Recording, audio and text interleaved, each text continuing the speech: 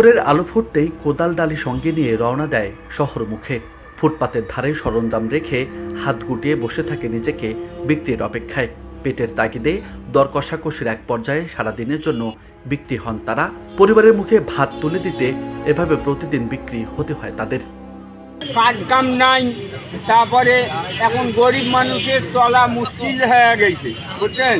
সব জিনিসের দাম, কোনো কাজ কামও নেই, সব জিনিসের দাম। এই যে শহরত আসি কাজ হয় না, ঘুরি গেছে, এইভাবে কতদিন চলা যায়।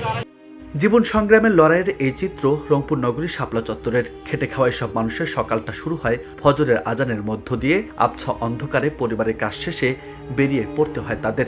কিন্তু বেশিরভাগ দিনে জোটে না কাজ, ফিরতে হয় শূন্য হাতে। ভাগ্য বদলের যুদ্ধে প্রতিদিন লড়াই করলেও সফলতা আসে না কপালে।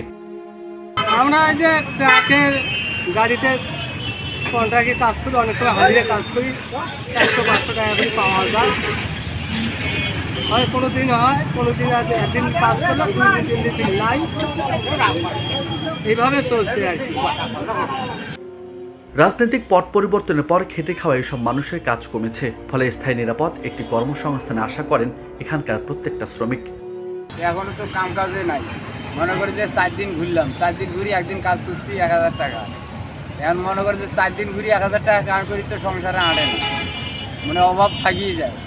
মনে করি ফির এবারে 1000 টাকা কাম করি, মনে করি বাজার করলাম শর্ট পড়লো, ফির আবার 2 দিন বসে থাকি, কাজ নাই। এই আজও কাজ হবে না, গ্যারান্টি নাই কাজ হইবে না। মনে করো যে এইভাবে আর চলবে কীভাবে, কাম কাজ তো আগের মতন নাই একদম।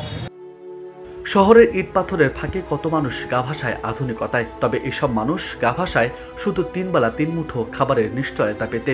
সচেতন মহল বলছে, এসব মানুষকে ঘিরে উদ্যোগ নেওয়া গেলে একদিকে কমবে দারিদ্রতার হার, অন্যদিকে হাসি ফুটবে শ্রমজীবীদের। ফলে শ্রমজীবী এসব মানুষকে ঘিরে কার্যকরী পদক্ষেপ নেওয়া এখন সময়ের দাবি।